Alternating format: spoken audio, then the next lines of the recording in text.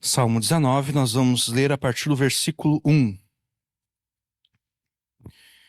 Os céus declaram a glória de Deus e o firmamento anuncia a obra das suas mãos.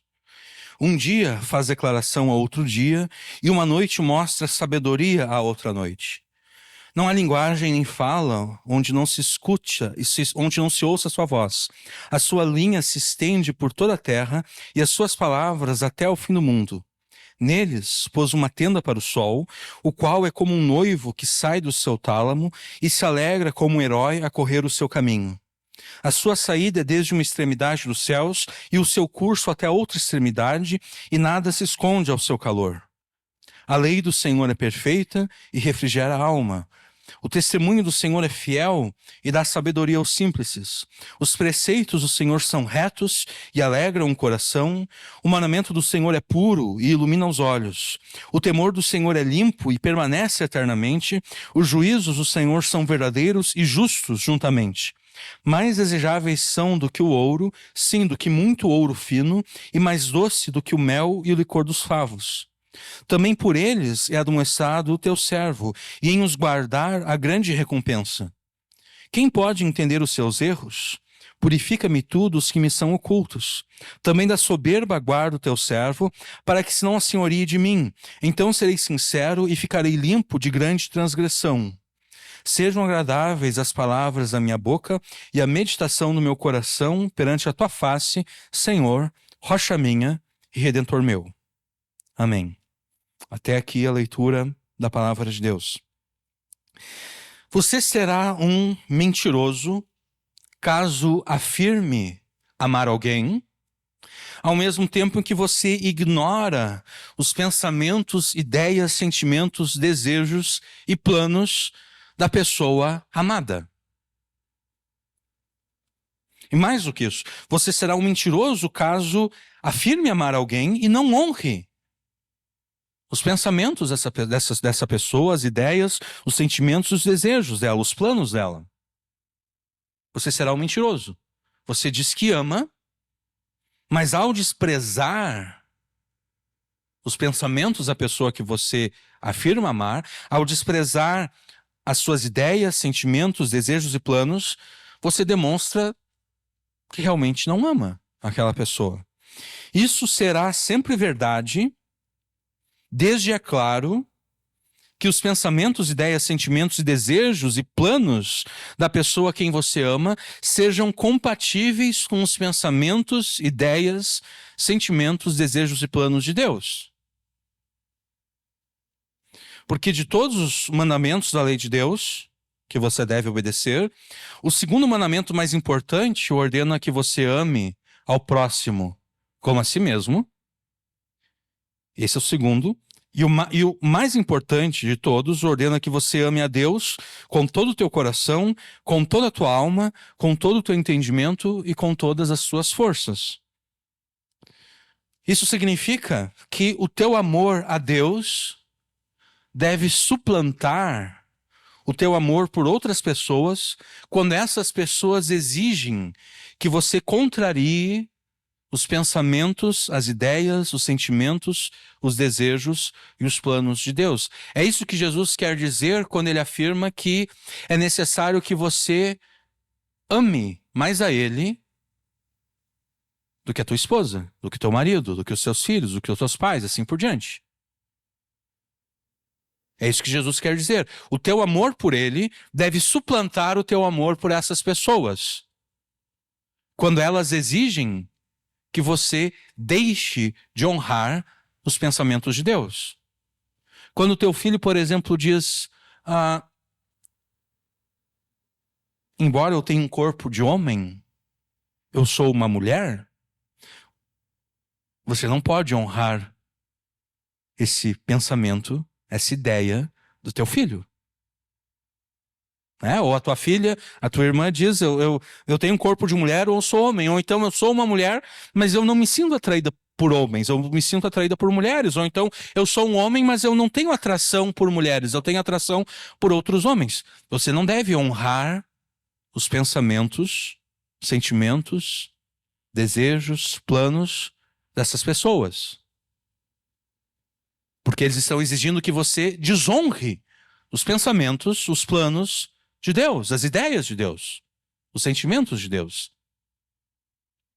Então, se você diz amar uma pessoa, mas não honra os pensamentos dela, não honra os seus sentimentos, emoções, vontades, planos, etc., você é mentiroso.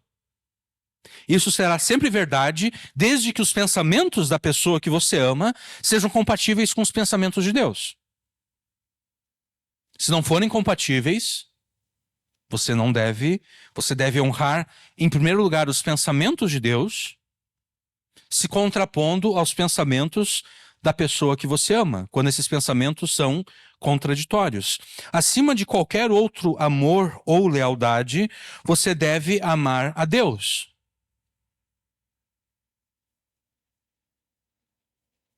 Honrando os pensamentos de Deus, as ideias, os sentimentos, os desejos e planos de Deus.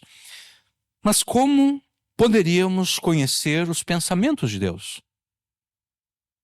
Como eu posso saber o que se passa na mente de Deus?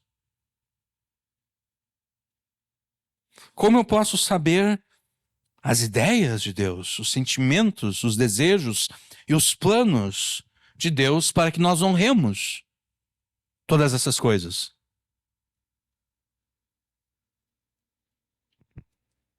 Há um tempo atrás, eu vi um videozinho de um camarada que afirmava que ele queria demonstrar o nível de intimidade que ele tinha com Deus, o nível de exatamente, o nível de intimidade que ele tinha com Deus, o quanto ele era espiritual e o quanto ele era melhor do que todos os demais irmãos dele em Cristo. E ele dizia então que ele tinha a capacidade de entrar escondido na sala do trono para ouvir o que Deus e Jesus estavam conferenciando. E obviamente esse tipo de distorção, ela só ocorre em meio àqueles que acreditam, né, na continuidade dos dons. Agora, acreditar na continuidade dos dons, acreditar no fato de que o Espírito Santo continua agindo de modo extraordinário em meio à igreja, não precisa nos transformar em idiotas, né? O incrível é que tem pessoas que acreditam naquele camarada que diz que ele consegue entrar. Não é que Deus dá o privilégio a ele de ouvir o que está sendo dito na sala do trono. Não, ele consegue inclusive suplantar a onisciência de Deus. Ele consegue entrar na sala do trono sem que Deus saiba que ele entrou na sala do trono. Então ele consegue ouvir os pensamentos de Deus, as ideias, os sentimentos, os desejos e os planos de Deus. Oi? Sim. É.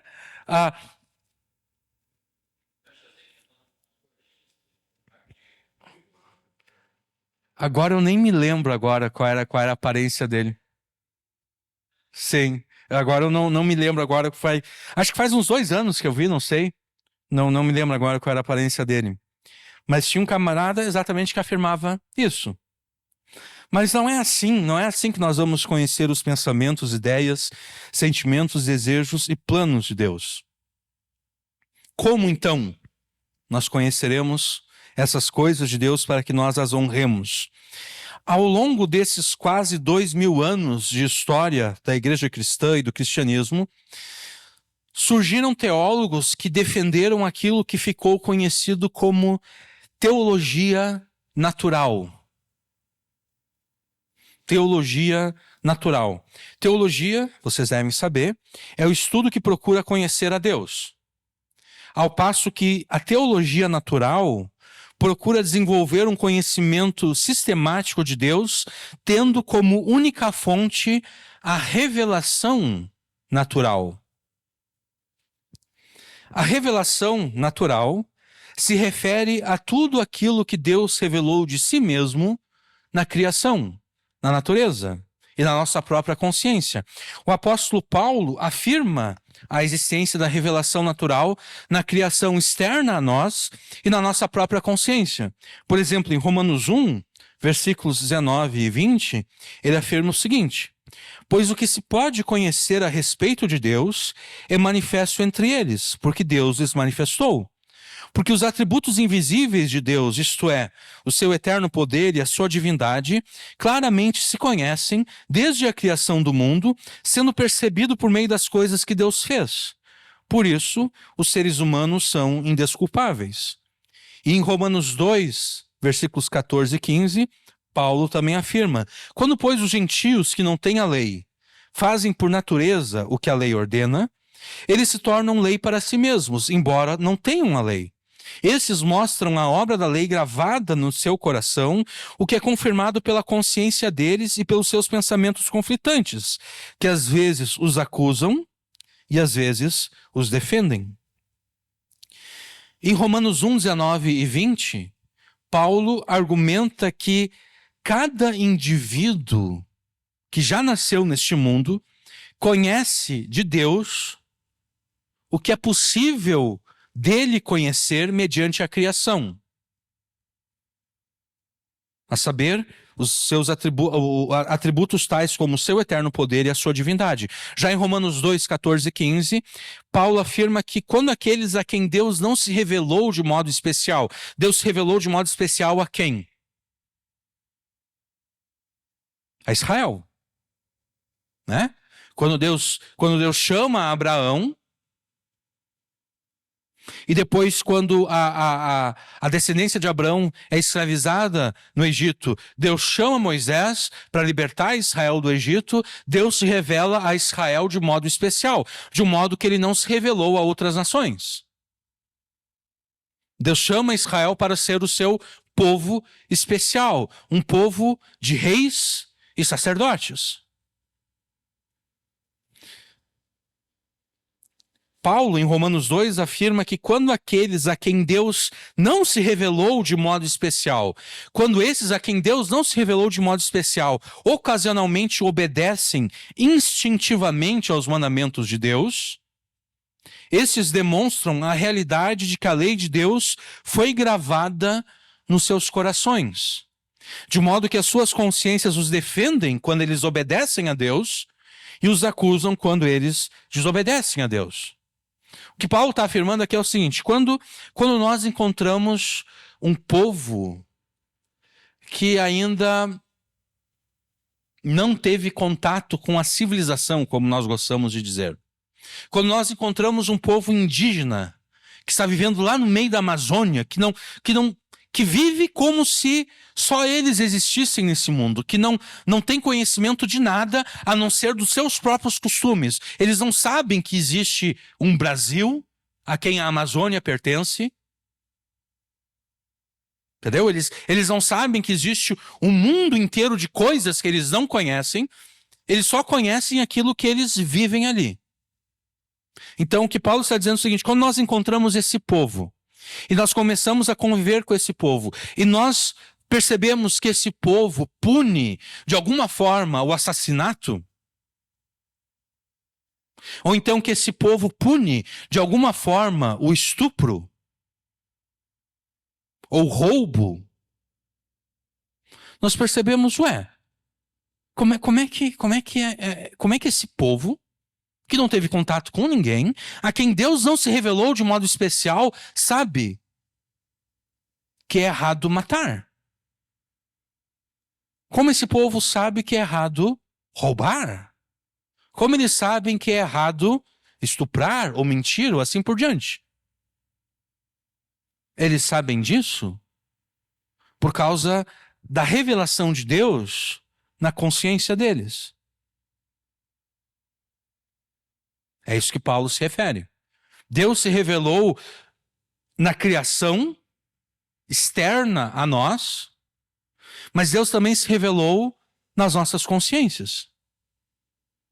E é por isso, então, que na história desse povo, eles perceberam o seguinte: não, é errado. O assassinato é errado. Por quê? Porque na história desse povo, alguém matou alguém, a pessoa que matou, ela se sentiu acusada na sua consciência, e as outras pessoas perceberam: não, isso aqui está errado, não pode ser assim. Ou então, quando alguém roubou a propriedade de outro, a pessoa roubada, não, isso aqui está errado, não. Ninguém pode simplesmente tirar aquilo que pertence a mim, e a própria pessoa, depois de roubar, também se sentiu culpada. Então, essas pessoas, a quem Deus não se revelou de modo especial, elas têm um conhecimento inato da lei de Deus. Isso nada mais é do que o próprio Deus se revelando nas consciências das pessoas. Então é isso que Paulo se refere quando ele escreveu Romanos 2, 14 e 15. Quando, pois, os gentios que não têm lei, a quem Deus não se revelou de um modo especial, como ele fez com Israel, quando os gentios que não têm lei fazem por natureza o que a lei ordena, eles se tornam lei para si mesmos, embora não tenham a lei escrita em tábuas de pedra. Estes mostram a obra da lei gravada no seu coração, o que é confirmado pela consciência deles e pelos seus pensamentos conflitantes, que às vezes os acusam quando eles desobedecem a Deus, e às vezes os defendem quando eles fazem aquilo que Deus ordena. Então, de novo aqui, em Romanos 1, 19 a 20, Paulo argumenta que cada indivíduo que já nasceu neste mundo conhece de Deus aquilo que é possível conhecer de Deus, aquilo que Deus revelou de si mesmo na criação. E Paulo se refere especialmente aos atributos do eterno poder de Deus e da sua divindade. Já em Romanos 2, 14 e 15, Paulo afirma que aqueles a quem Deus não se revelou de modo especial, quando essas pessoas ocasionalmente obedecem instintivamente os mandamentos de Deus, essas pessoas demonstram a realidade de que a lei de Deus foi gravada nos seus corações, de modo que as suas consciências os defendem quando eles obedecem a Deus e os acusam quando eles desobedecem. Agora, tem um perigo aqui. Nós não devemos confundir o que Paulo afirma em Romanos 2, 14 e 15, de que aqueles a quem Deus não se revelou de modo especial têm a lei de Deus gravada no seu coração. Nós não podemos confundir isso com a promessa da nova aliança em Jeremias 31, 33. Em Jeremias 31, 33, Deus promete o seguinte: esta é a aliança que farei com a casa de Israel depois daqueles dias, diz o Senhor. Na mente lhes imprimirei as minhas leis, também no seu coração as inscreverei. Eu serei o Deus deles e eles serão o meu povo. Então, através de Jeremias, Deus promete que vai gravar no coração do seu povo a sua lei. Ter a lei de Deus escrita no coração, segundo os termos da nova aliança, implica a transformação do coração do indivíduo operada pelo Espírito Santo.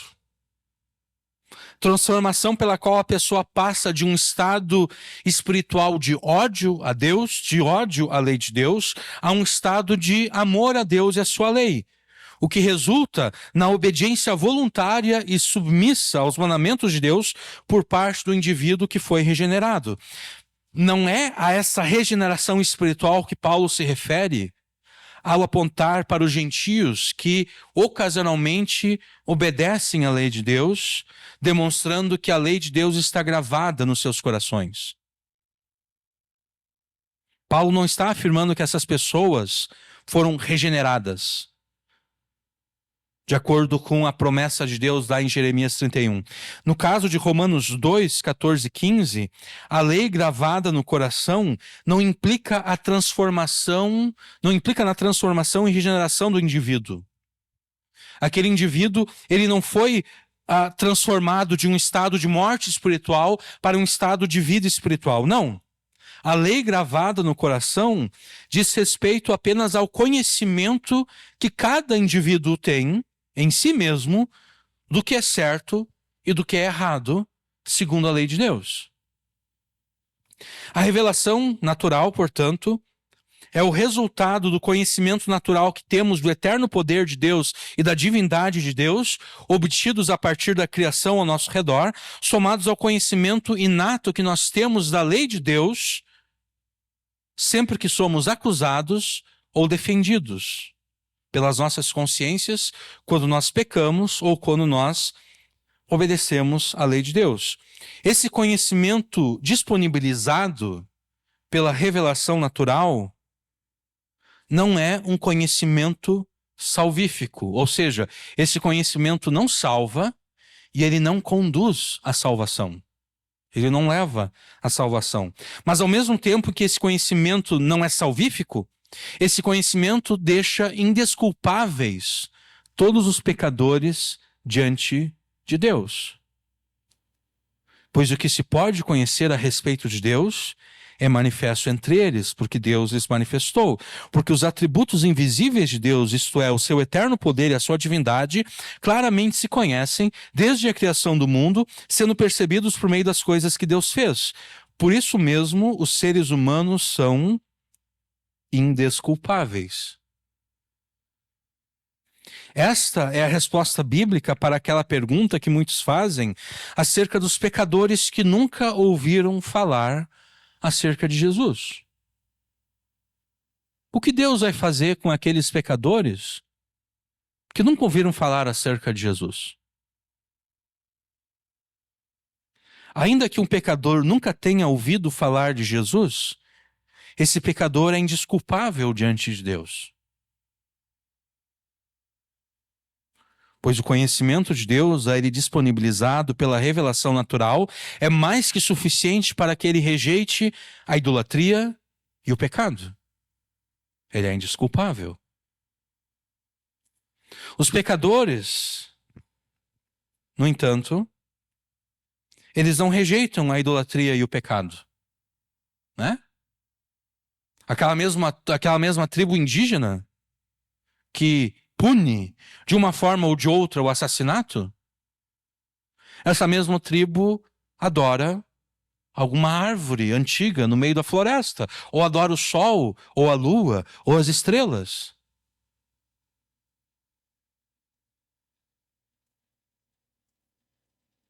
O mesmo que fica indignado quando um parente seu é assassinado, ele não vê nenhum problema em assassinar outra pessoa. Né? Nós conhecemos pessoas assim, né? A pessoa não quer que ninguém minta para ela, mas ela não vê nenhum problema em mentir para outras pessoas. Ela não quer que ninguém a engane, que ninguém a roube, mas ela não vê nenhum problema em enganar, em roubar. Ela não quer que o seu cônjuge a traia, mas ela não vê nenhum problema em trair o cônjuge.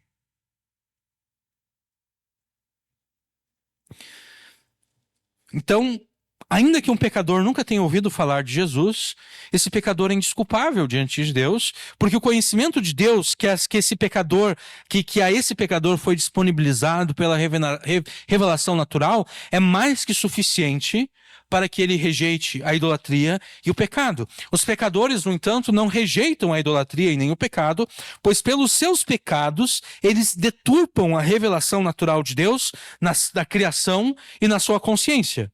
Agora eu vou ler o texto completo aqui de Romanos 1, tá? A ira de Deus, note que a ira de Deus se revela do céu. Note a semelhança de Romanos 1,18 com Salmo 19,1. Os céus declaram a glória de Deus, no Salmo 19,1, e em Romanos 1,18, Paulo afirma que os céus declaram a ira de Deus. A ira de Deus se revela do céu contra toda impiedade e injustiça dos seres humanos, que por meio da sua injustiça suprimem a verdade. Que verdade que pela sua injustiça os seres humanos suprimem? Pois o que se pode conhecer de Deus, a revelação natural, né? O que se pode conhecer a respeito de Deus é manifesto entre eles, porque Deus os manifestou. Porque os atributos invisíveis de Deus, isto é, o seu eterno poder e a sua divindade, claramente se conhecem desde a criação do mundo, sendo percebidos por meio das coisas que Deus fez.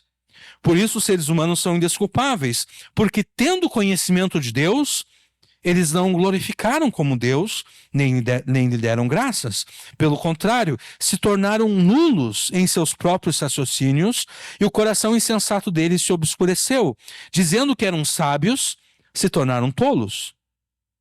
E trocaram a glória do Deus incorruptível por imagens semelhantes ao ser humano corruptível, às aves, aos quadrúpedes e aos répteis. A revelação natural, que quando interpretada correta e coerentemente refuta a idolatria e os demais pecados, essa revelação natural, ao ser deturpada pela humanidade pecadora, dá ocasião exatamente à idolatria e aos demais pecados. E isso não por culpa da revelação natural, não por culpa do Deus que nela se revelou e a disponibilizou, mas por culpa dos pecadores que a pervertem. A revelação natural, então, ao mesmo tempo em que não é salvífica, torna todos os pecadores indesculpáveis diante de Deus. Por consequência, aqueles pecadores que jamais ouviram falar acerca de Jesus serão condenados por Deus com os pecadores que rejeitaram a Jesus quando ouviram falar dele.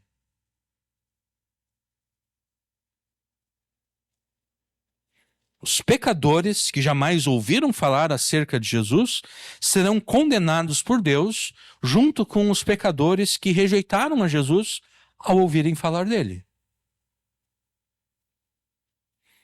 E talvez você pense que Deus não esteja sendo justo ao agir deste modo. Talvez você pense, mas não é justo. Como Deus pode condenar aqueles que nunca ouviram falar acerca do Salvador?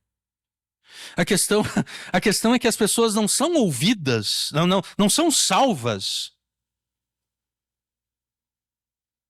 por terem ouvido falar. As pessoas não são condenadas por rejeitarem o Salvador. As pessoas são condenadas pelos seus pecados.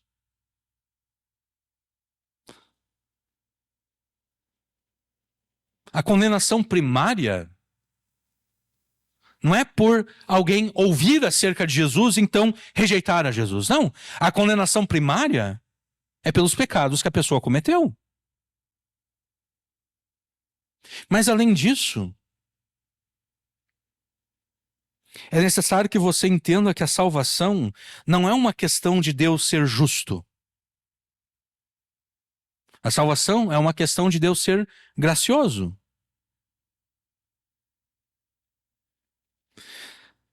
Se Deus fosse justo com todos os pecadores, nenhum pecador seria salvo.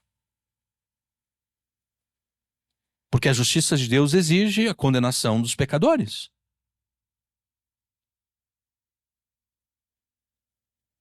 Então, a acusação de que Deus não é justo ao condenar aqueles que nunca ouviram falar de Jesus é uma acusação falsa. Não, Deus está sendo absolutamente justo ao condenar aqueles que nunca ouviram falar de Jesus.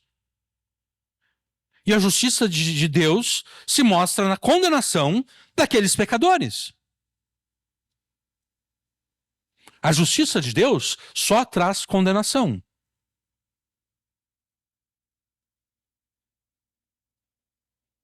O que traz salvação não é Deus ser justo.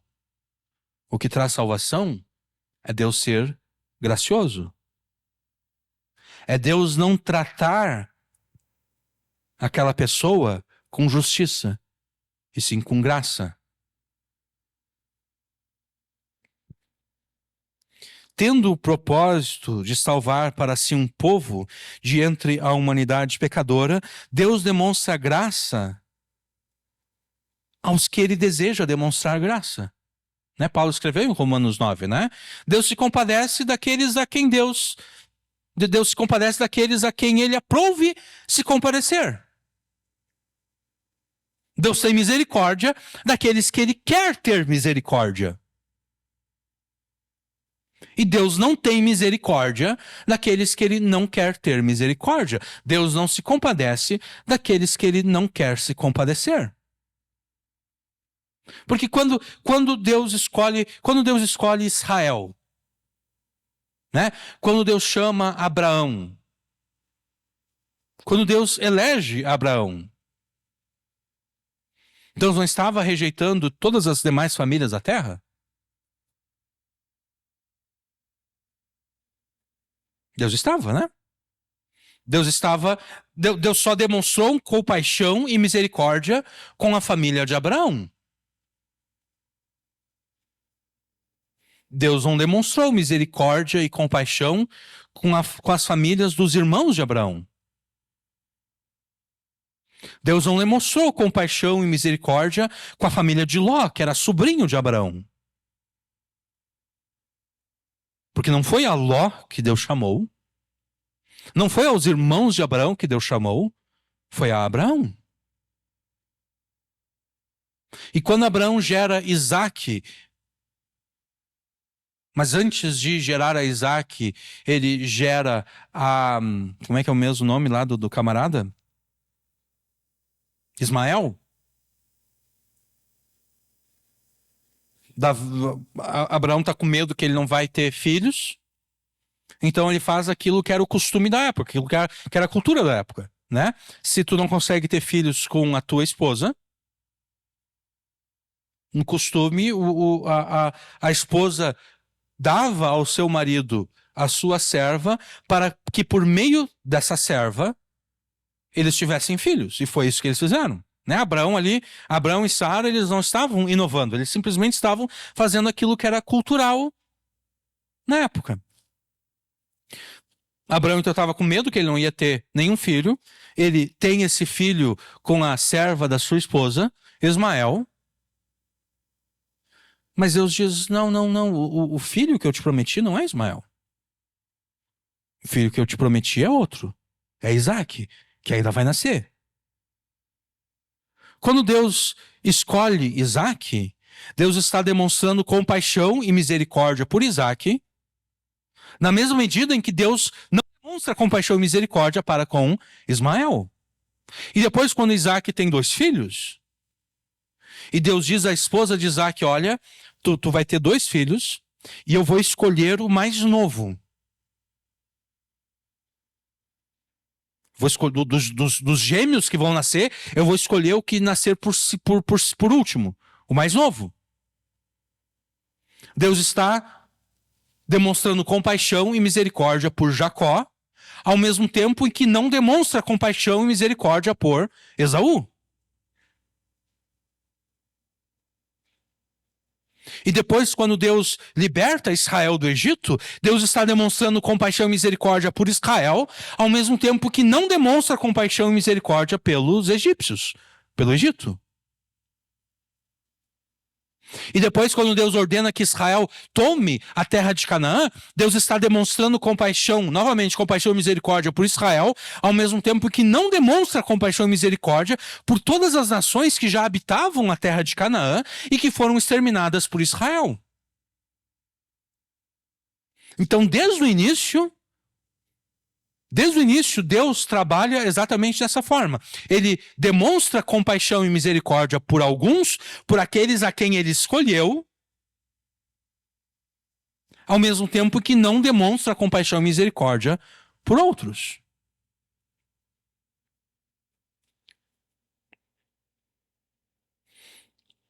Então, tendo o propósito de salvar para si um povo de entre a humanidade pecadora, Deus demonstra graça aos que ele elegeu para a salvação, ao mesmo tempo que demonstra justiça aos que por ele serão condenados.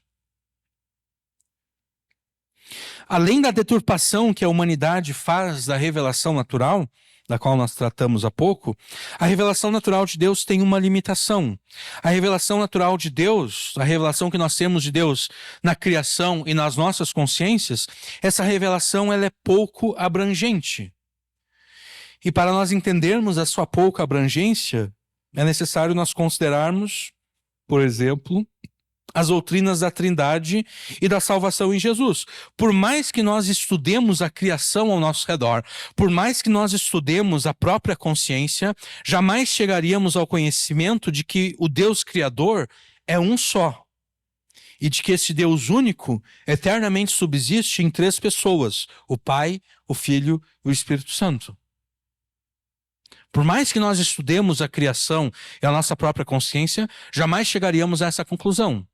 Também jamais chegaríamos à conclusão de que nós, em primeiro lugar, necessitamos ser salvos, e em segundo lugar, de que essa salvação está em um judeu que viveu há quase 2000 anos lá no Oriente Médio. Que na verdade é o Filho de Deus, que nasceu de uma virgem, viveu uma vida de perfeita obediência a Deus, perfeita obediência à lei de Deus, e morreu debaixo da maldição dessa mesma lei, chamado Jesus Cristo. Né? Por mais que nós estudássemos a natureza e a nossa consciência, nós jamais chegaríamos a essa conclusão de que precisamos ser salvos e de que a salvação está em Jesus. Então, pela sua pouca abrangência, mas principalmente pelo fato de que a humanidade pecadora, pelos seus pecados, sempre a deturpará, ao mesmo tempo em que afirmamos a existência da revelação natural, nós também devemos afirmar a impossibilidade de uma teologia natural que seja minimamente correta e confiável, porque nós jamais saberíamos se as doutrinas postuladas por essa teologia natural estão em concordância com a revelação natural ou se elas são resultado da nossa deturpação dela. E você deve estar pensando, tá, mas do que o João está falando? Conforme nós afirmamos antes, o teu amor a Deus deve suplantar o teu amor por outras pessoas, quando essas pessoas exigem que você contrarie os pensamentos, ideias, sentimentos, desejos e planos de Deus. Ou seja, acima de qualquer outro amor e lealdade, você deve amar a Deus, honrando os seus pensamentos, ideias, sentimentos, desejos e planos. Mas conforme nós demonstramos, nós não podemos conhecer os pensamentos, ideias, sentimentos, planos e desejos de Deus por meio de uma teologia natural derivada da revelação natural. Sendo que isso é uma impossibilidade, qual alternativa nos resta? Se a tua resposta é que a alternativa que nos resta é a Escritura, a palavra de Deus, você não está longe do reino de Deus, parafraseando Jesus. Dentro das várias disciplinas da teologia, a Escritura é chamada de revelação especial. E ela é chamada de revelação especial exatamente para se contrapor à revelação natural. A Escritura é a revelação especial de Deus, porque nela nós encontramos descritos com clareza os pensamentos de Deus. A partir da Escritura nós podemos saber exatamente o que se passa na mente de Deus.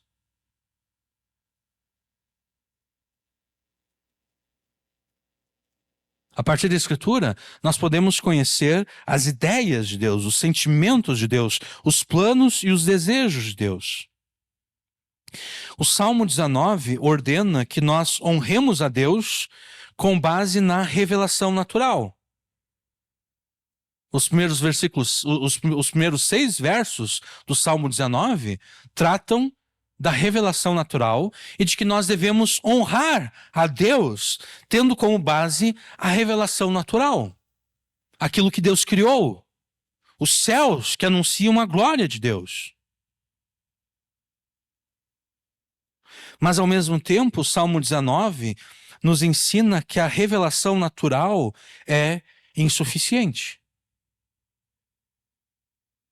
É por isso que após ordenar que nos deleitemos no Deus cuja glória está impressa na criação, Davi nos conclama a conhecermos e honrarmos a lei de Deus, os seus preceitos, os seus mandamentos e assim por diante. E ao se referir à lei de Deus, ao se referir aos preceitos e aos mandamentos de Deus, no Salmo 19, Davi de fato ele tem em mente toda a Escritura. Toda a palavra de Deus. Se você honrar a totalidade da palavra de Deus pela tua obediência a ela, Deus te recompensará. Deus te beneficiará com as bênçãos contempladas na revelação, com as bênçãos contempladas na salvação revelada na Escritura. Porque como nós afirmamos antes, você não sabe de salvação alguma a partir da revelação natural, né? Não há nada nos céus e na terra, não há nada na tua consciência que apontem para o lugar ou a pessoa onde existe salvação.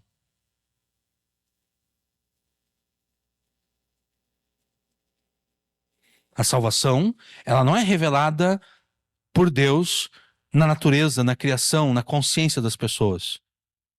As pessoas não tomam conhecimento da salvação pela revelação natural. Elas tomam conhecimento da salvação na revelação especial de Deus, na Escritura, na Palavra.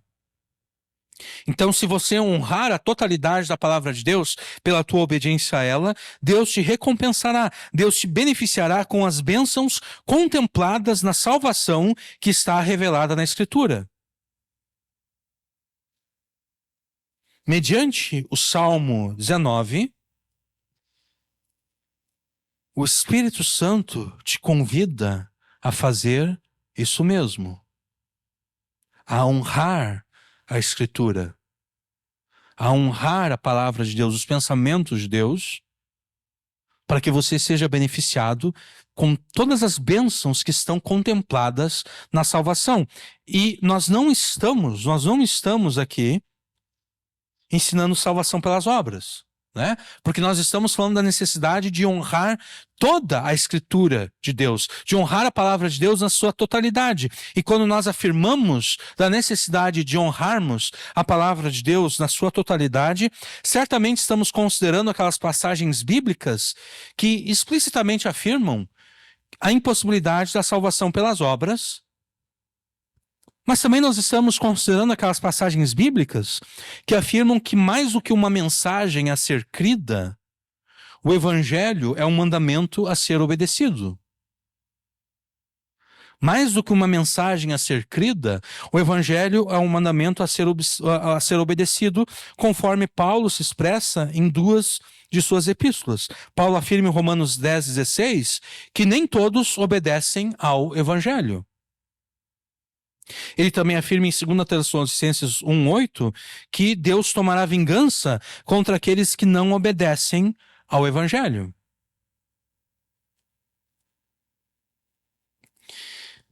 Mediante o Salmo 19, o Espírito Santo te convida, ou melhor, te convoca e te conclama a que você se deleite no Deus cuja glória está impressa na criação, ao mesmo tempo que você honre a palavra de Deus pela salvação nela revelada. E é precisamente disso que nós trataremos no restante dessa mensagem. Desconsiderando a humanidade como coroa da criação de Deus, não existe outro elemento da criação que exiba tanto a glória de Deus quanto o céu, conforme Davi afirma no versículo 1. Os céus declaram a glória de Deus e o firmamento anuncia a obra das suas mãos. Os céus são como uma vitrine através da qual nós observamos a grandeza de Deus, a grandeza de tudo aquilo que Deus criou no restante do nosso sistema solar, no restante da nossa galáxia, inclusive no restante do universo. Um dos meus passatempos preferidos, agora nem tanto, mas num passado relativamente recente, um dos meus passatempos preferidos é assistir canais que tratam de ciência no YouTube. Especialmente canais estrangeiros, porque daí, de quebra, eu já estou treinando o meu inglês, né? E os meus canais preferidos são aqueles que tratam de física e astronomia.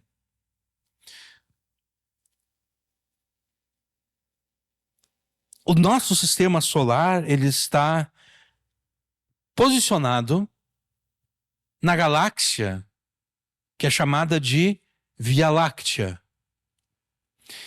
Vocês sabem qual é o tamanho da Via Láctea? A Via Láctea tem 100 mil anos-luz de extensão. Isso significa que, da nossa perspectiva, a luz leva incríveis 100.000 anos para ir de uma extremidade da galáxia até a outra. Então, se existe uma estrela nessa extremidade da galáxia, a luz dessa estrela vai levar 100.000 anos para chegar na outra extremidade da galáxia. 100.000 anos. E vocês sabem que a luz viaja numa velocidade incrível, né? A luz viaja a 300.000 quilômetros, não por hora. Se fosse 300.000 quilômetros por hora, já seria rápido o suficiente, mas não, é 300.000 quilômetros por segundo. A cada segundo, a luz viaja 300.000 quilômetros. E ainda assim, ela leva, da nossa perspectiva, ela leva 100.000 anos para atravessar a nossa galáxia, de uma extremidade até outra.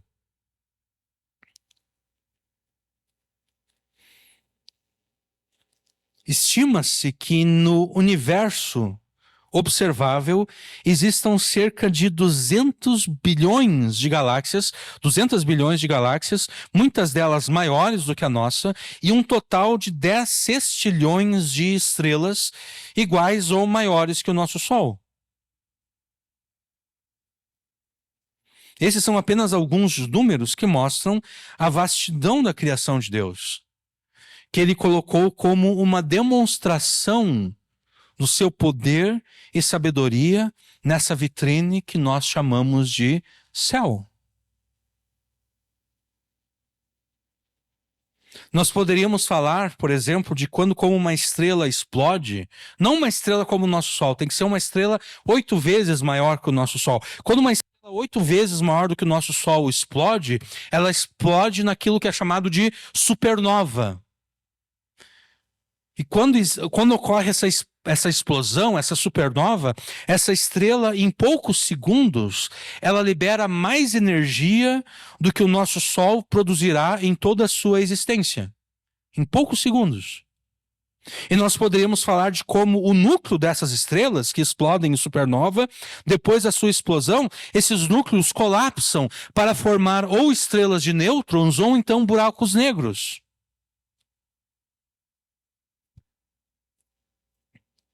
Nós não conseguimos apreciar toda a majestade do céu noturno por causa da iluminação luminosa das grandes cidades. Mas se você estiver num lugar onde não existe essa poluição luminosa, ou se você vivesse no mundo antigo, e na verdade nem precisava ser no mundo antigo.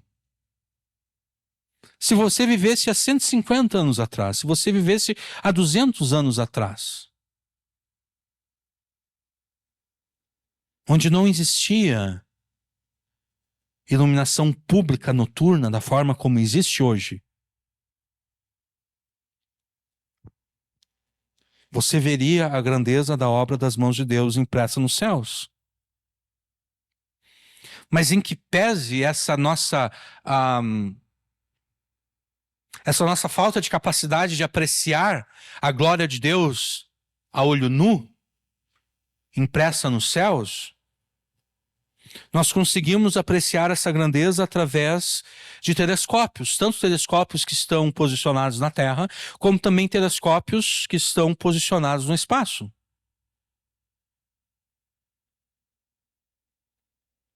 O Hubble e agora mais recente o James Webb.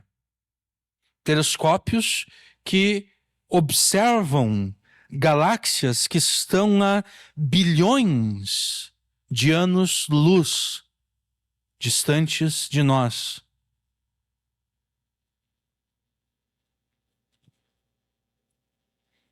Então, ainda que nós não consigamos apreciar a glória de Deus impressa no céu noturno, por causa da poluição luminosa, nós conseguimos apreciar a grandeza da glória de Deus impressa no céu através dessas tecnologias que nós desenvolvemos. E alguém poderia perguntar, tá bom, mas não é precisamente a grandeza e a majestade do universo que são usadas pelos cientistas como prova, entre aspas, do Big Bang e de tudo que existe apenas por acaso, existe apenas por acidente? É verdade, sim, que uma parte considerável de cientistas físicos, astrônomos, astrofísicos que fizeram inúmeras descobertas acerca do universo eram e são ateus notórios e fervorosos. É verdade isso. Mas você não pode esquecer daquilo que nós afirmamos na introdução. A humanidade pecadora, ela sempre deturpará a revelação natural de Deus. Os povos antigos, eles deturpavam a revelação natural de Deus para idolatrar exatamente o sol, a lua e os planetas, as estrelas. Isso permanece hoje, né? Tem muita gente que toma decisão com base no horóscopo, né? Eu, por exemplo, eu seria de touro, né? Quer dizer, eu sei lá porque eu seria de touro, mas eu sei que eu seria de touro porque alguma coisa, quando eu nasci, no dia 6 de maio, a lua estava em tal lugar e os planetas estavam em outro, né? Então eu sou de... Quer dizer, então quem leva a sério essas coisas considera que a lua tem influência na minha vida, né? E que a posição dos planetas tem influência na minha vida também, né? E é por isso então que a pessoa vai lá, abre o jornal, sei lá se eles ainda imprimem horóscopo no jornal, não sei, mas a pessoa vai lá, abre o jornal e vai ver o horóscopo e vai dizer, olha, o signo de touro essa semana tem que tomar cuidado porque pessoas não muito confiáveis vão entrar em contato, sei lá como é que é, né? Mas tem que tomar cuidado.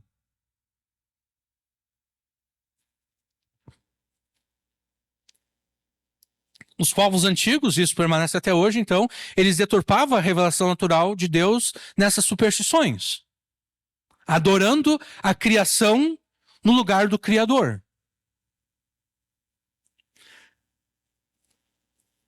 Os cientistas que, tendo acesso à glória de Deus impressa em todo o universo, eles deturpam a criação, essa glória, esse conhecimento que eles obtiveram acerca de Deus, o eterno poder de Deus e a divindade, eles deturpam também em forma de idolatria.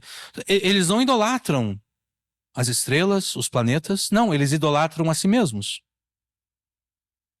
Porque o ateísmo nada mais é do que a idolatria do próprio indivíduo. O ateísmo não é arreligioso. O ateu é uma pessoa extremamente religiosa. Não existem pessoas não religiosas. Todos são religiosos. Mesmo um ateu é religioso, embora ele não reconheça. Mas o ateu é religioso.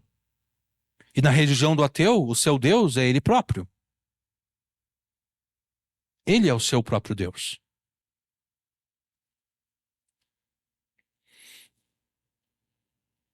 A humanidade pecadora deturpa a revelação natural ao ponto de negar o Deus Criador e passar a idolatrar a própria criação, incluindo a si própria. O próprio indivíduo é idolatrado. É por isso que Paulo se apropria da linguagem do primeiro verso do Salmo 19. Nós chamamos a atenção para isso antes, né? No Salmo 19:1, os céus declaram a glória de Deus. Em Romanos 1:18, Paulo afirma que os céus declaram a ira de Deus. Por que a ira de Deus se revela do céu? A ira de Deus se revela do céu exatamente por causa da injustiça, a impiedade dos seres humanos que suprimem a verdade que eles tomaram conhecimento a partir da revelação natural de Deus na criação e nas suas próprias consciências. Essas pessoas, elas suprimem a verdade de Deus. E alguém usou a seguinte imagem. Essa supressão, ela funciona da seguinte forma. Imagine que você está numa piscina e você está com uma bola de borracha. E essa bola de borracha, obviamente, ela vai boiar, né? Você vai largar ela na água, ela não vai afundar. Ela vai boiar. Essa supressão, ela é uma supressão sempre ativa. É como você pegar essa bola de borracha e afundar na água. Para que ela permaneça afundada, você deve sempre permanecer fazendo força, né? Porque se você deixar de exercer força sobre a bola de borracha, ela vai subir. Então essa supressão de que Paulo fala em Romanos 1:18 é exatamente uma supressão ativa. As pessoas, elas conhecem a verdade de Deus, elas têm acesso à revelação de Deus, mas pelos seus pecados, pela sua injustiça, pela sua impiedade, elas suprimem o conhecimento de Deus, tal qual uma pessoa força uma bola de borracha a ficar submersa na água. E essa pessoa está sempre ali. Está sempre suprimindo. E está sempre suprimindo. E ela peca contra as pessoas e ela está suprimindo a verdade. E daí, de repente, ela deixa a bola escapar. E a bola sobe para cima quando alguém peca contra elas. Porque quando alguém peca contra elas, ela diz, não, isso aqui não está certo. Tu não pode mentir para mim. Naquele momento que ela reclama que alguém mentiu para ela, que alguém a enganou, que alguém roubou dela, que alguém a traiu. Naquele momento que ela reclama, ela deixou a bola de borracha escapar e a bola veio para cima. Naquele momento, essa pessoa está concordando com Deus. Deus está concordando. Deus, claro, tá errado. A pessoa mentiu para ti, né? Tá errado, ela não pode mentir para ti. Da mesma forma que tu não pode mentir para outras pessoas. Tu foi roubado, né? Tá errado, as pessoas não podem te roubar, as pessoas não podem te enganar, as pessoas não podem te trair. Mas rapidamente essa pessoa, ela percebe que ela deixou a bola escapar e ela começa a suprimir de novo. Ela não quer reconhecer que o único que tem autoridade para dizer não prestarás falso testemunho, o único que tem autoridade para dizer não roubarás, não adulterarás e assim por diante, é Deus. Porque se o universo é fruto do acaso, né? Se a nossa existência neste mundo é fruto do acaso, eu não tenho direito de impor a qualquer outra pessoa a minha moralidade, né? Só porque eu acho que é errado as pessoas mentirem umas para as outras, eu não posso impor a vocês isso.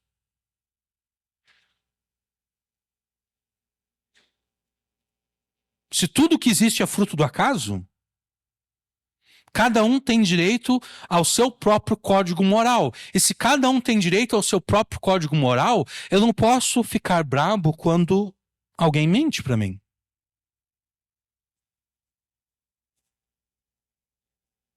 Por que eu ficaria brabo se alguém mente para mim?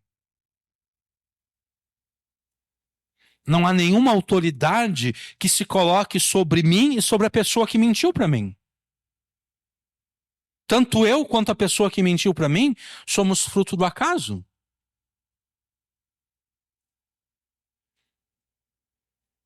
De repente eu considero a mentira errada, mas eu não posso impor isso sobre outras pessoas. Né? Eu não tenho esse direito. Eu não estou sobre essa pessoa para impor a ela a minha própria moralidade.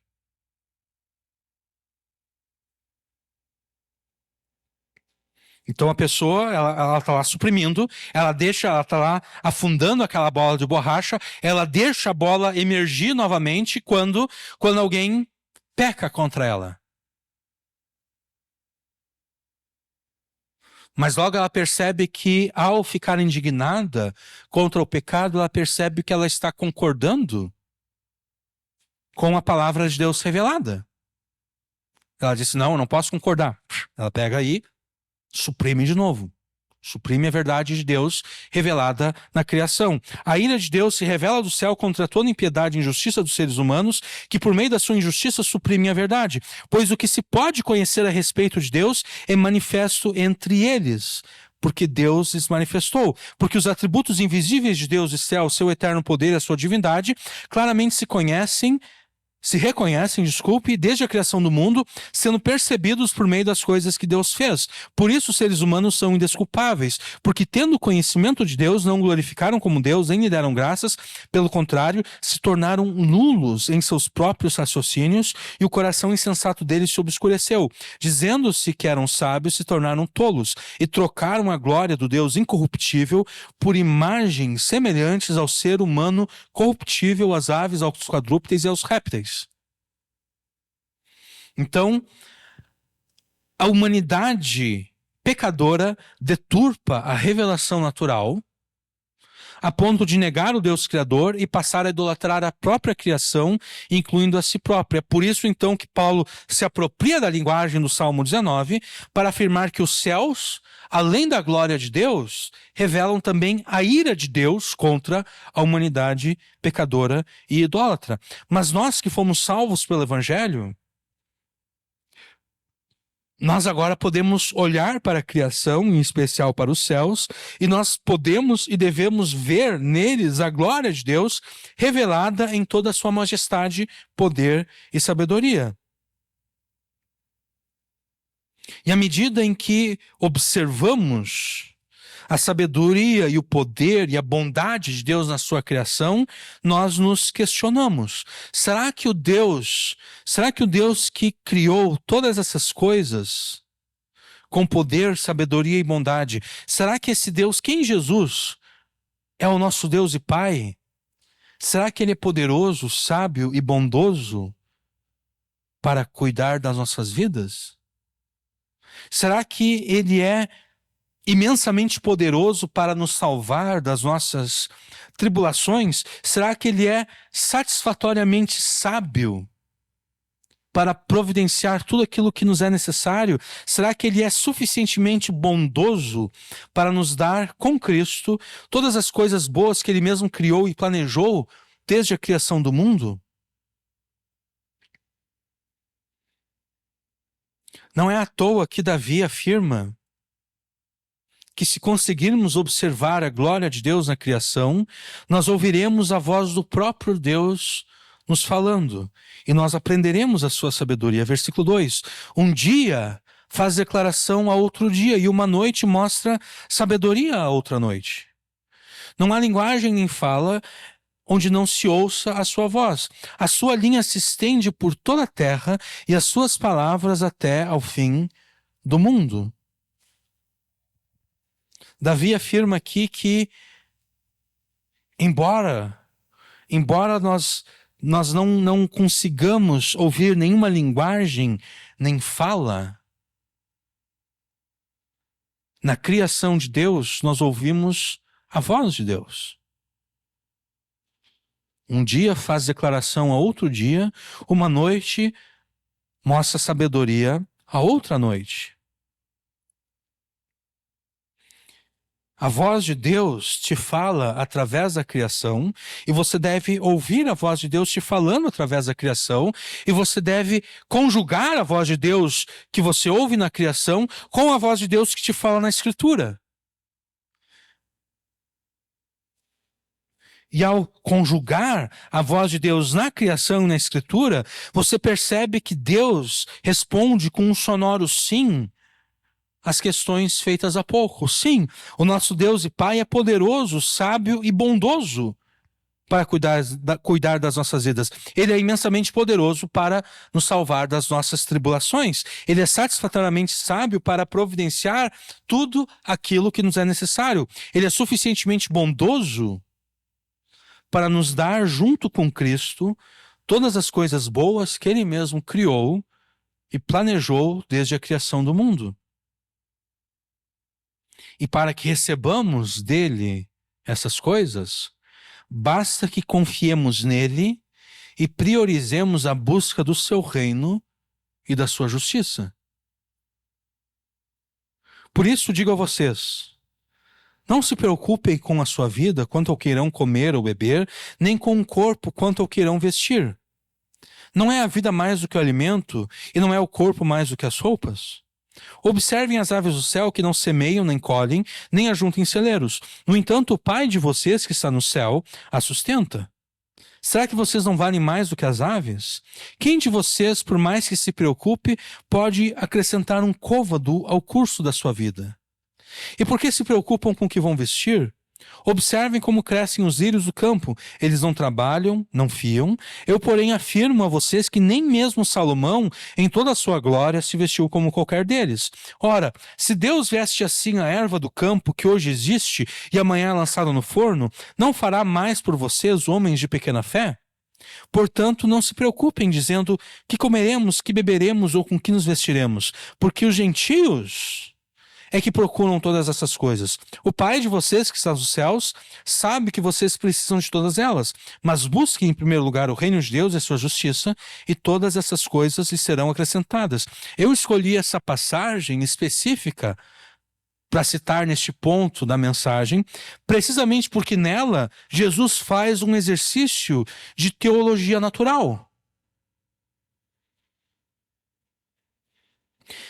Diferente de qualquer um de nós, que estando contaminados com o pecado, somos incapazes de derivar um conhecimento confiável e verdadeiro da revelação natural que é deturpada por nós, Jesus não é contaminado pelo pecado. Jesus é um homem perfeito.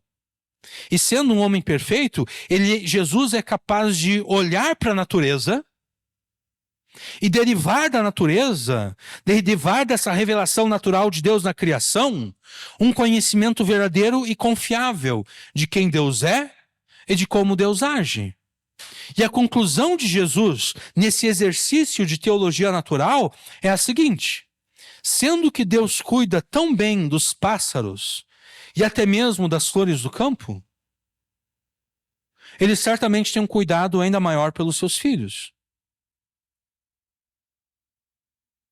Normalmente nós pensamos que essas palavras de Jesus se limitam à alimentação e ao vestuário, porque é isso que Jesus cita na passagem, né? Jesus fala de o que comeremos, o que beberemos e o que vestiremos. Mas eu particularmente creio ser mais correto entendermos que a aplicação feita por Jesus aqui, deste exercício de teologia natural, que na verdade se torna numa promessa que Jesus está fazendo aos seus discípulos, de que Deus certamente cuidará e sustentará os seus filhos que o buscam. Eu entendo que é mais correto entender essa promessa como sendo mais ampla do que somente a alimentação e o vestuário. Eu entendo que a alimentação e o vestuário são citados aqui apenas como exemplos de todas as coisas que nos são necessárias enquanto nós vivemos neste mundo.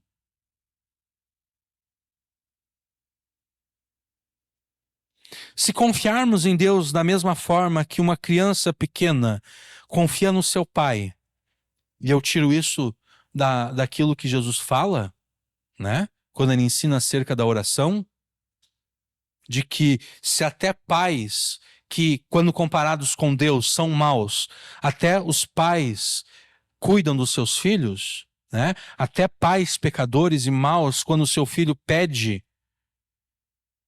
um pedaço de pão, ou um peixe, ou um ovo, até esses pais, eles não dão no lugar de pão, pedra, eles não dão no lugar de peixe, uma serpente, e nem no lugar do ovo, um escorpião. Então Jesus ali está dizendo que ao nós orar, quando nós oramos a Deus, nós devemos confiar em Deus da mesma forma que uma criança pequena confia no seu pai, confia na sua mãe, né? Que se disser para o pai e a mãe, mãe, eu estou com fome, pai, eu estou com fome, o pai e a mãe vai preparar algo para aquela criança comer, né? Então, se confiarmos em Deus da mesma forma que uma criança pequena confia no seu pai, e se priorizarmos a busca do reino e da justiça de Deus, Ele mesmo providenciará para nós todas as coisas que nos são necessárias para a nossa vida aqui neste mundo. Se você precisa de saúde, ele vai providenciar saúde. Se precisa de cura, ele vai providenciar cura. Se você confiar em Deus da mesma forma que uma criança pequena confia no seu pai, e se você priorizar a busca do seu reino e da sua justiça, ele providenciará tudo que você tiver necessidade. E mais do que isso, porque todas as coisas boas que Deus criou e planejou desde a criação, todas essas coisas são tuas em Jesus. Né? Porque todas as promessas de Deus têm nele o sim. Toda promessa da parte de Deus que se encontra na Escritura tem em Jesus o sim. Mas para conquistar essas coisas, é necessário que você confie em Deus com uma fé inabalável. É necessário que você confie em Deus com uma fé que olha para a criação e reconhece nela o Criador que recompensa a todos que o buscam. A fé é a certeza de coisas que se esperam, a convicção de fatos que não se veem. Porque pela fé os antigos obtiveram bom testemunho. Pela fé, aqui o escritor de Hebreus, inspirado pelo Espírito Santo, está fazendo também um exercício de teologia natural. Pela fé entendemos que o universo foi formado pela palavra de Deus, de maneira que o visível veio a existir das coisas que não são visíveis.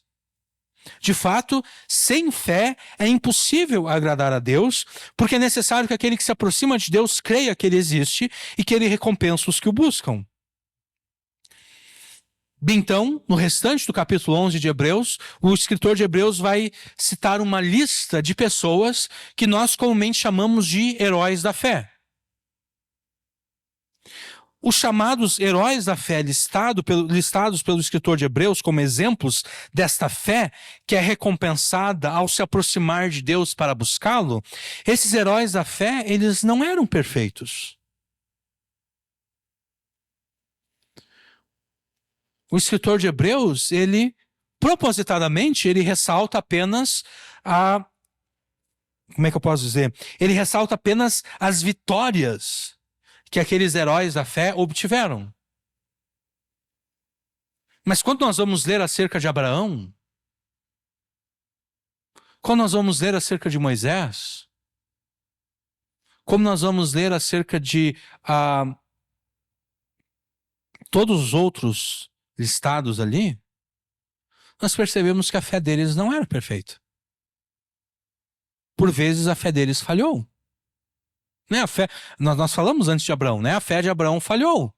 Ele pensou, Deus disse que eu vou ter um filho, mas o tempo está passando, né? Eu já sou velho, a minha mulher também é velha, e Deus falou e nada aconteceu. Vamos ter que dar um jeito aqui. Né? Naquele momento, a fé de Abraão falhou. E, no entanto, ele é chamado de o pai da fé.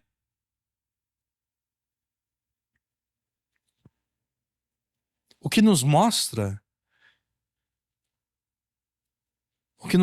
que a fé que Deus busca não é necessariamente uma fé perfeita que nunca falha. O que Deus busca é uma fé que, tendo falhado, se arrepende da falha. Uma fé que, tendo caído, se levanta novamente. Uma fé que, tendo se desviado, volta a andar pelo caminho correto. Deus não está... Idealmente, o único que demonstrou fé perfeita é Jesus. Né? O único que fielmente creu e obedeceu, creu em todas as promessas de Deus e obedeceu a todos os mandamentos de Deus foi Jesus. O único que demonstrou fé perfeita foi Jesus. Além de Jesus, ninguém mais demonstra essa fé perfeita. Mas ainda assim, ainda que a fé desses indivíduos listados pelo escritor de Hebreus tenha falhado por vezes, ainda assim eles são heróis da fé. Não porque a fé deles foi perfeita, mas porque, sendo imperfeita, eles se arrependeram da imperfeição da sua fé. Tendo caído, eles se levantaram. Tendo falhado, eles consertaram a falha e o erro. Eles voltaram atrás. Mesmo falhando, quando confrontados com as maiores dificuldades, provações e tribulações, eles não desistiram. A fé deles era uma fé perseverante, né? Falhou, caiu, consertaram, se levantaram e perseveraram. Insistiram. Mesmo diante das maiores dificuldades, provações e tribulações, eles não desistiram, eles permaneceram firmes, eles permaneceram confiantes e esperançosos em Deus até o final. Se buscarmos o reino de Deus, esse Deus que também é o nosso Pai, né? Se buscarmos o seu reino, se priorizarmos a busca desse reino e da sua justiça, confiando que ele providenciará aquilo que temos necessidade, se pedirmos a ele com fé insistente e perseverante, todas aquelas coisas boas que ele criou e prometeu na sua palavra, Deus nos abençoará. Porque Deus recompensa a todos aqueles que o buscam com esse tipo de fé que insiste e persevera.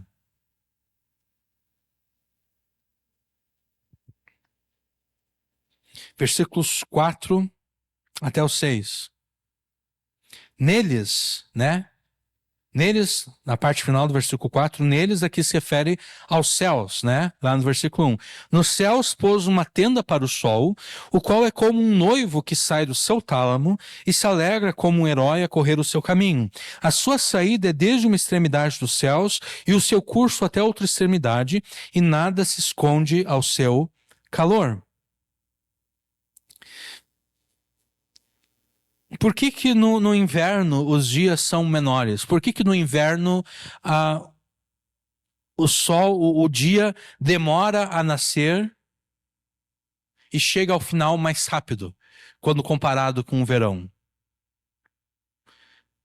A razão é porque, em função da inclinação da Terra em relação à posição da Terra na órbita ao redor do Sol, isso faz com que a trajetória do Sol no céu seja diferente. Por exemplo, aqui, onde nós estamos, no verão, o Sol nasce lá. E ele faz esse percurso aqui. Exatamente esse percurso. Ele fica mais tempo no céu. No inverno, o Sol nasce lá. Ele faz esse percurso aqui. No meio-dia, ele não está aqui em cima. Né? No meio-dia ele está lá. E às 4 da tarde ele já está lá. Já tem sombra aqui nesse terreno. Né? Então, no verão ele faz esse percurso, no inverno ele faz esse percurso aqui, mais curto nos céus. Deus, com sabedoria, modelou a terra, o céu e o sol, para que eles funcionem de forma harmoniosa. Inclusive, esses dias eu estava vendo um videozinho no YouTube em que eles fizeram uma simulação do que ocorreria se, em vez do eixo da Terra, o eixo de rotação da Terra, ele está inclinado mais ou menos 23 graus, né? Então, a Terra, ela não gira assim, né? A Terra ela gira assim, porque o eixo dela está inclinado. Eles fizeram uma simulação do que ocorreria se não houvesse essa inclinação. Se o eixo da Terra fosse realmente perpendicular, né? Fosse reto. E o que ocorreria é o seguinte. No Equador, com a passagem do tempo, o calor na região do Equador e nas regiões próximas do Equador ficaria simplesmente insuportável. Né? Porque o sol, a luz solar pegaria diretamente na região do Equador e mais para o norte e mais para o sul aqui embaixo, tudo congelaria. seria impossível de viver na região do Equador pelo extremo calor e seria impossível de viver acima do Equador no norte e abaixo do Equador no sul por causa do extremo frio. Então, na verdade, a passagem das estações, né, do verão para o outono, do outono para o inverno, do inverno para a primavera e da primavera para o verão, é exatamente aquilo que permite que nós consigamos habitar em qualquer lugar desse planeta, com exceção dos polos.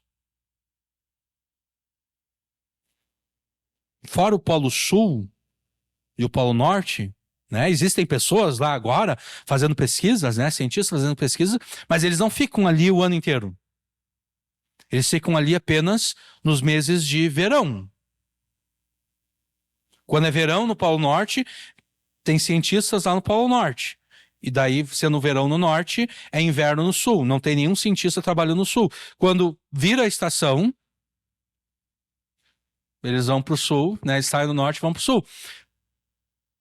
A forma, Deus com sabedoria modelou a terra, o céu e o sol para que eles funcionem de forma harmoniosa, conforme Davi se expressou aqui nos versículos 4, 5 e 6. Nos céus pôs uma tenda para o sol, o qual é como um noivo que sai do seu tálamo e se alegra como um herói a correr o seu caminho. Aqui Davi está imaginando o sol como um herói, né, que sai vitorioso correndo pelo céu. A sua saída é desde uma extremidade dos céus e o seu curso até outra extremidade, né? O sol percorre de leste a oeste e nada se esconde ao seu calor. No verão, nós não gostamos do calor do sol, né? No verão nós procuramos a sombra a qualquer custo, mas no inverno nós sempre estamos buscando, né? Se tem um solzinho, a gente vai pro solzinho para se esquentar no frio. Porque mesmo quando está frio, como nesses últimos dias, né? Quando estava extremamente frio, mesmo um solzinho, mesmo o sol sendo fraco para nós no inverno, nada consegue se esconder ao seu calor. Se você fica no sol, mesmo no inverno, pelo menos eu sou assim. Eu tô lá com frio, eu vou pro sol, se eu fico uns 10 no sol, eu já começo a ficar com calor. Né? Eu já tenho que tirar o casaco, a jaqueta e assim por diante. Por quê? Porque nada se esconde ao calor do sol, mesmo no inverno.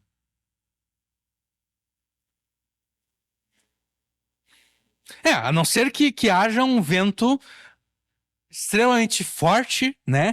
Que faça com que a sensação térmica seja extremamente baixa. Mas fora isso, nada se esconde ao calor do sol. E ainda assim o vento é causado pelo sol, né? Sabe disso, né? O vento é causado pelo sol. Porque o vento nada mais é do que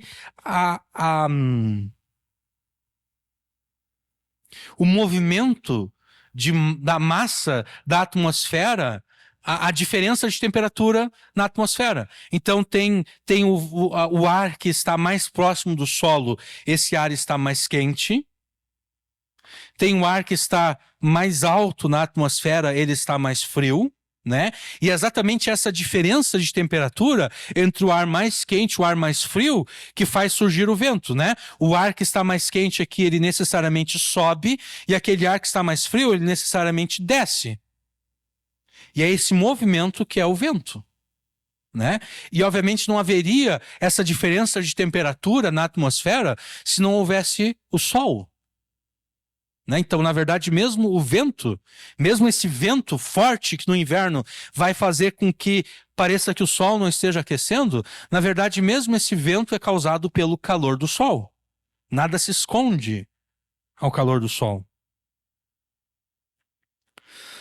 Assim como Deus com sabedoria modelou a terra, o céu e o sol para que eles funcionem de forma harmoniosa, assim também Deus ordena as nossas vidas com harmonia e perfeição. E se ainda nós não vemos as nossas vidas ordenadas com harmonia e perfeição, é porque Deus ainda não terminou de trabalhar em nós. Quando nós pregamos no Salmo 18, isso foi há um bom tempo atrás, quando nós pregamos o Salmo 18, nós concluímos que quando oramos a Deus pedindo socorro e ajuda, Deus move céus e terra para nos salvar. Mas Ele move céus e terra longe dos nossos olhos. Ele faz isso escondido de nós. Quando menos esperamos, Deus trará à luz o que Ele está fazendo a nosso favor enquanto oramos a Ele. Isso é claro, se nós de fato estamos orando a Ele.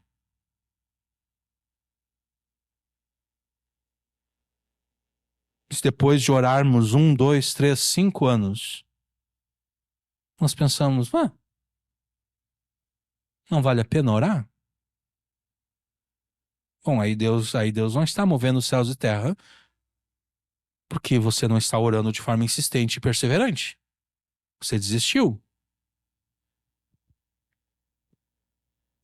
Mas considerando que não tenhamos desistido de orar, considerando que estamos orando com perseverança e insistência, Deus está movendo céus e terra para nos salvar, mas Ele faz isso escondido de nós, e quando menos esperarmos, Ele trará à luz aquilo que Ele está fazendo a nosso favor, e então veremos que Deus faz tudo perfeito no seu devido tempo, e então veremos as nossas vidas ordenadas com harmonia e perfeição. Essa mesma harmonia e perfeição que nós percebemos na natureza, que nós percebemos na forma como Deus organizou o sol, a lua e a terra.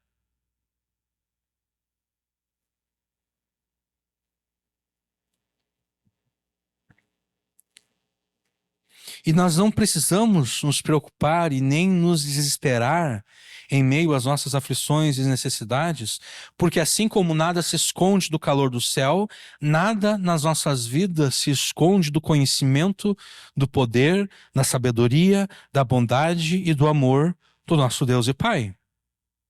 Quando nós oramos a Deus, nós oramos com o conhecimento de que Ele já conhece todas as coisas que estão no nosso coração. Quando oramos a Deus, nós oramos com conhecimento de que Ele já conhece todas as coisas de que desesperadamente precisamos e queremos. Nós não estamos informando a Deus como se Ele não soubesse disso antes. Se você está orando desse modo a Deus, você está orando de forma errada. Você não deve orar a Deus como quem informa a Deus como se Ele não soubesse. Não, você deve orar a Deus sabendo que Ele sabe de tudo. Mas se Ele sabe de tudo, por que Ele exige que nós oremos? Bom, você deve orar porque Ele ordena que você ore, em primeiro lugar. Mas em segundo lugar, você deve orar porque Deus deseja que você seja participante daquilo que Ele está fazendo.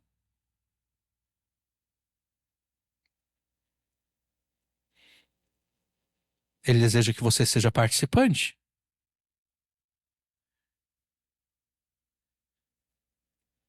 Há um tempo atrás eu estava lendo um livro que o livro tratava acerca da necessidade da intercessão, né, da oração intercessória. E nesse livro, para provar essa tese, né, de que o povo de Deus deve se dedicar à intercessão, a pessoa que escreveu afirmou que ela citou um versículo bíblico: os céus são os céus do Senhor, mas a terra Ele deu aos filhos dos homens. O autor citou esse verso e ele interpretou esse verso da seguinte forma: a terra Deus deu à humanidade, o que significa que Deus não fará nada na terra sem que a humanidade peça que Deus faça alguma coisa. E eu li esse livro, eu devia ter o quê? Uns 12, 13 anos, talvez. 12, 13, 14 anos, não sei.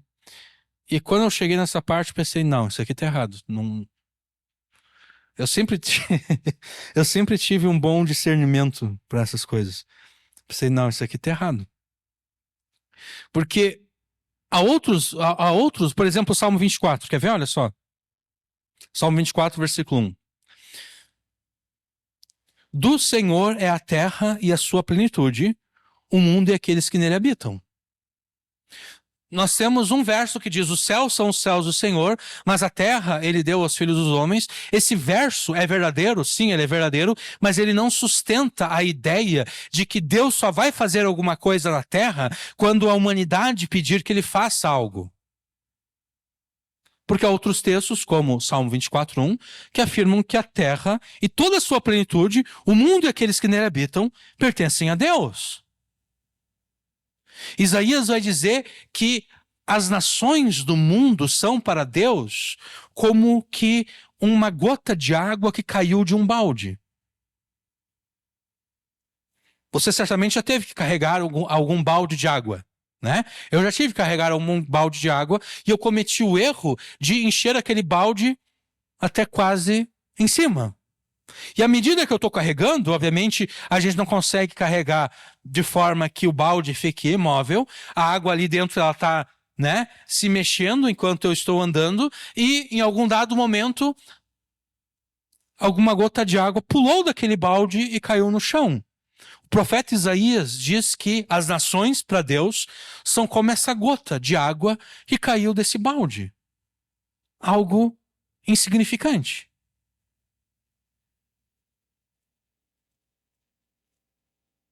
Então,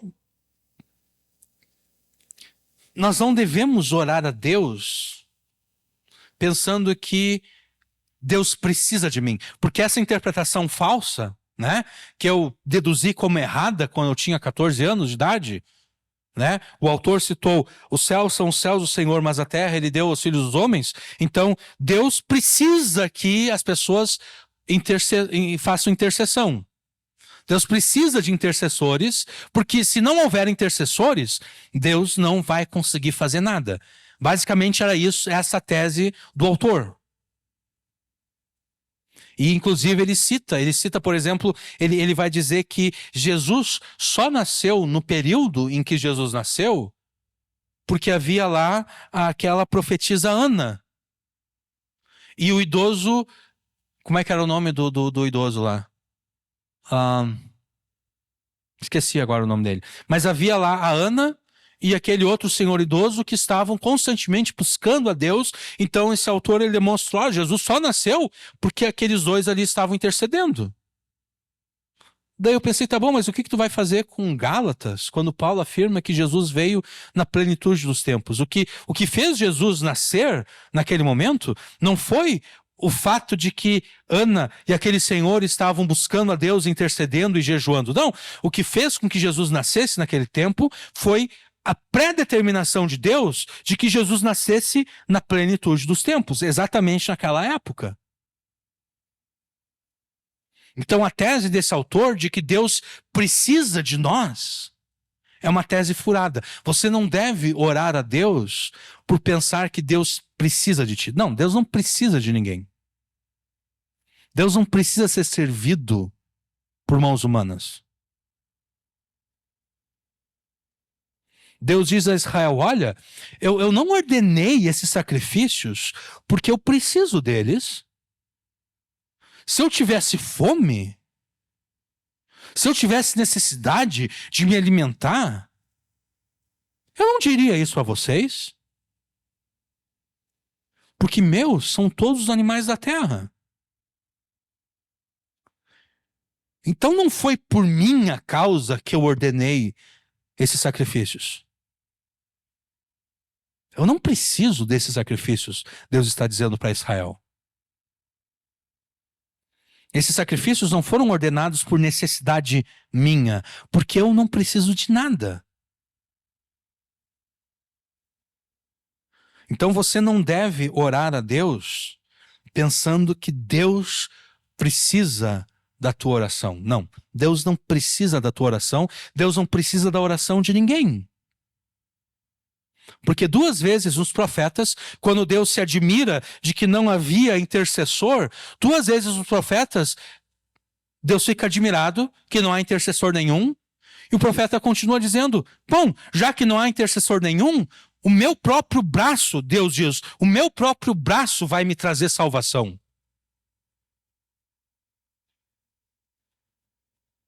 Deus não precisa de ninguém. Deus não precisa da tua oração. É tu que precisa de Deus. A tua oração não é feita para o benefício de Deus. A tua oração é feita para o teu próprio benefício.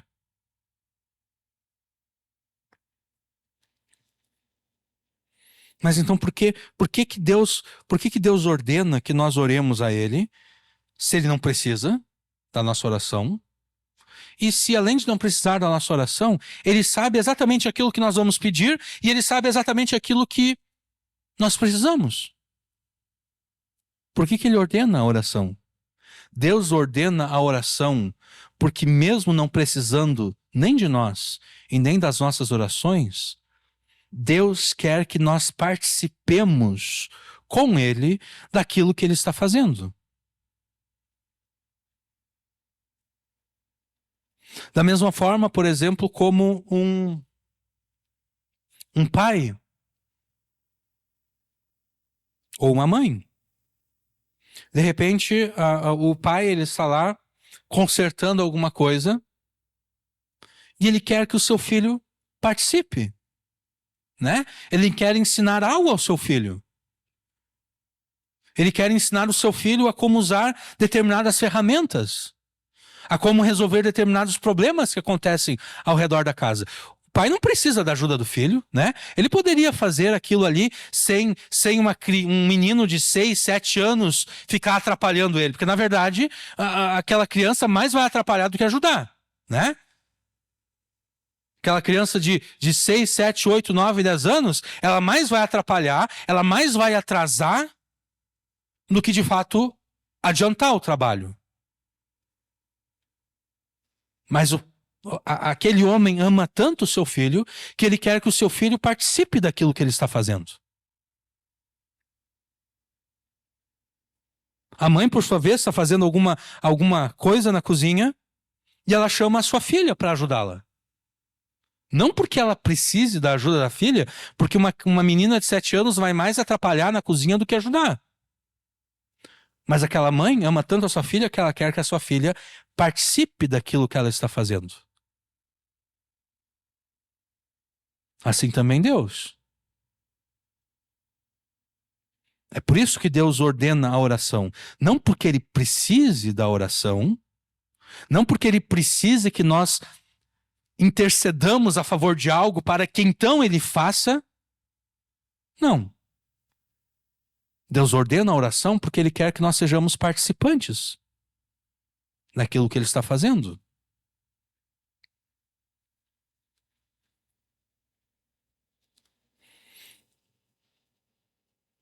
Então, quando oramos a Deus, oramos com o conhecimento de que Ele já conhece todas as coisas que desesperadamente precisamos e queremos.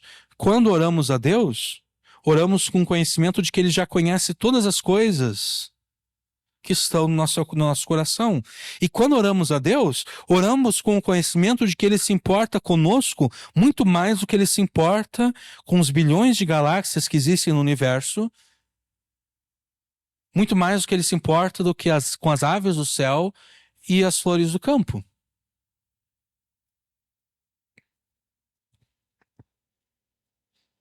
Assim como nosso Deus e Pai sustenta e cuida dos passarinhos e das flores do campo, Ele terá muito mais cuidado e carinho conosco, seus filhos, nos concedendo as suas bênçãos e promessas, desde que nos comportemos de fato como filhos.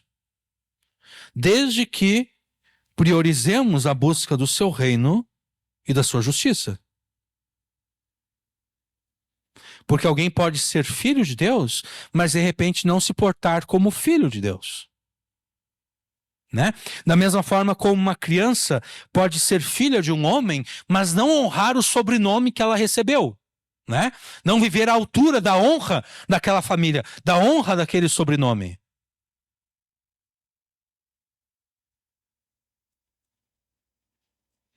Hoje em dia nós não pensamos tanto assim, né?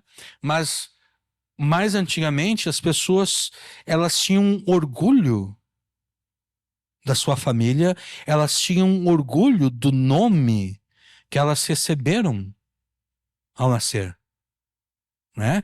E havia uma expectativa implícita de que as pessoas vivessem à altura do nome que elas receberam, da família na qual elas nasceram.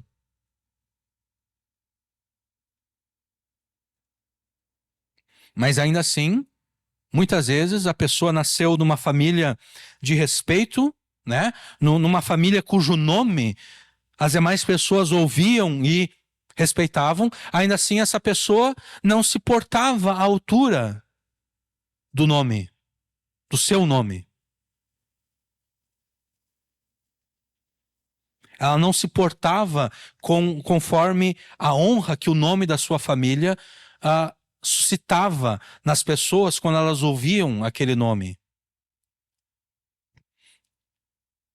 Então, assim como o nosso Deus e Pai sustenta e cuida dos passarinhos e das flores do campo, Ele terá muito mais cuidado e carinho conosco, seus filhos, nos concedendo as suas bênçãos e promessas, desde que, é claro, priorizemos a busca do seu reino e a busca da sua justiça, que é o modo de vida próprio dos filhos de Deus.